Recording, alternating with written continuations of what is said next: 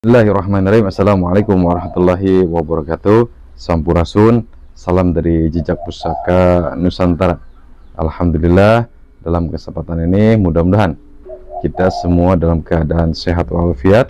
Dan insya Allah untuk kali ini saya punya kisah dari seorang raja dari Kesummedangan, yaitu namanya Prabu Gesan Ulun. Kisah ini menceritakan tentang kisah cinta telarang ya, antara Raja Sumedang dengan Ratu Kesultanan. Prabu Gesan Ulun ini lagi mencari ilmu lagi, memperdalam lagi ilmu agama, karena di zaman dulu emang pusatnya pembelajaran ilmu syiar Islam itu ada di daerah Cirebon. Dalam kisah ini diceritakan Prabu Gesan Ulun adanya ikatan cinta terang dengan Ratu Harisbaya. Gimana kejadian ketika cinta terlarang itu mulai terjadi, penembahan ratu atau gerila ya. Singkat cerita, jadi Prabu Gesan Ulun ini didampingi oleh 4 panglima. 4 panglima ini, yang pertama Mbah Jaya Perkasa, terus yang keduanya Mbah Nanganan, terus yang ketiganya Mbah Terong Peot, yang keempatnya Kondang Hapa. 4 Kandage ini dulunya adalah salah satu panglima dari kerajaan Pajajaran yang menggiring atau yang menyerahkan mahkota Binokasih ke Prabu Gesan Ulun pada masanya itu, karena turun tahtanya Pajajaran itu turunnya ke Sumedang ya, dengan adanya simbol-simbol ataupun benda-benda bersejarah yang emang ada di Sumedang. 4 Kandage Lante ini ikut dalam cerita kisah cinta terlarang dari Prabu Gesan Ulun ini gitu ya. Nah, hingga akhirnya ketika menjelang mau pulang, saya singkat cerita aja, ketika udah mau menjelang pulang dari Cirebon ke Sumedang, nah itu Ratu ataupun Permaisuri Harisbaya ini masuk ke kereta Nagapaksi. Jadi di keretanya itu ada kolong, dia masuk. Jadi tanpa sepengetahuan dari pasukan Gesan Ulun ataupun dari penjaga panglima dari 4 Kandage ini, tak taunya Permaisuri udah masuk ke kolong kereta Nagapaksi itu ya. Hingga akhirnya perjalanan terus berjalan itu tanpa sepengetahuan Prabu Gesan Ulun. Suatu ketika ramailah di wilayah Kesultanan Cirebon, hingga akhirnya singkat cerita lagi, jadi hingga akhirnya diutuslah dari Kesultanan Cirebon untuk memata-matai kekeratonan Sumedang.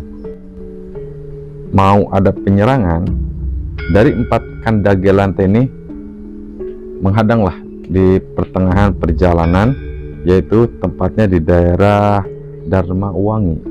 Nah, di sanalah akan tetapi ketika mau melakukan sebuah peperangan, ada salah satu panglima Kandage Lante ini, yaitu yang namanya Mbah Jaya Perkasa.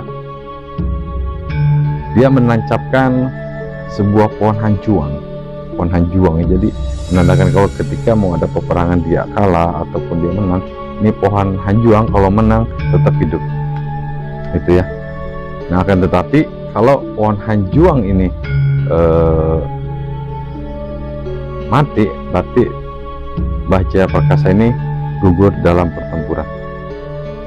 Nah, ketika di ibu kota dulu masih di Dayaluhur ya, masih di Dayaluhur lokasinya gitu ya. Lokasi ibu kota Sumedang Larang itu masih di daerah Dayaluhur, letaknya di daerah Gunung Renggang sih kalau nggak salah gitu ya. sampai pertempuran berlangsung yang menghadang dari pihak Empat Kadagelante itu, karena Mbah Jaya Perkasa ini sudah memberikan simbol atau pertanda kalau peperangan dimenangkan sama Mbah Jaya Perkasa, pohon Hanjuang itu masih tumbuh. Tapi kalau peperangan dari Mbah Jaya Perkasa ini kalah, otomatis dari pohon Hanjuang ini mati. Akan tetapi di sini dari ketiga yang lainnya nggak ikut dalam peperangan, malahan balik lagi ke ibu kota, yaitu di daerah Daya Luhur gitu ya. Jadi meninggalkan Jaya Perkasa yang lagi perang di daerah Darmawangi. Nah disinilah gitu ya. Nah ketika peperangan itu terjadi, itu yang tiga Kandagelante itu balik ke ibu kota, yaitu yang di daerah Daya Luhur itu ya, bilang ke Prabu Gesan Ulun bahwasanya harus pindah ke daerah Kutamaya, pindah.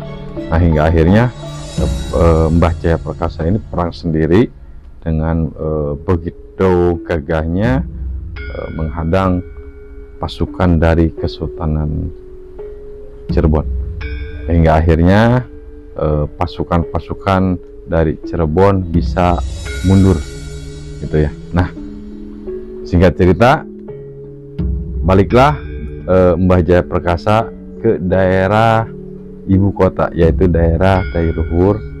Yang akan tetapi ketika datang ke lokasi dan menanyakan, tak taunya semua kerajaan Sumedang udah pindah ke daerah Kutamaya, karena mendapatkan informasi dari tiga Kandagelante itu yang bernama Hodang Halfa, terus Mbah Nanganan, terus Mbah Terongpeot, bahwa Mbah Jaya Perkasa gugur dalam pertempuran. Hingga akhirnya Mbah Jaya Perkasa ini murka ataupun marah gitu ya. Nah disinilah ada cerita lagi bahwa ketika sudah terjadinya seperti itu, Mbah Jaya Perkasa moksa gitu ya. Jadi ntar ceritanya saya sambung lagi. Jadi mohon maaf kalau ada banyak kekurangan, mohon maaf. Insya Allah ntar saya gali lagi sejarah-sejarah yang ada di Kota Sumedang, khususnya pada zaman-zaman masa-masa kerajaan Pajajaran ataupun pada masa-masa keprabuan. Mohon maaf jika ada kekurangan dalam bahasa. Ini cerita tentang kisah cinta terang antara Prabu Gesan Ulun dengan Ratu Permaisuri Harisbaya dari Kesultanan Cirebon. Saya tutup. Assalamualaikum warahmatullahi wabarakatuh.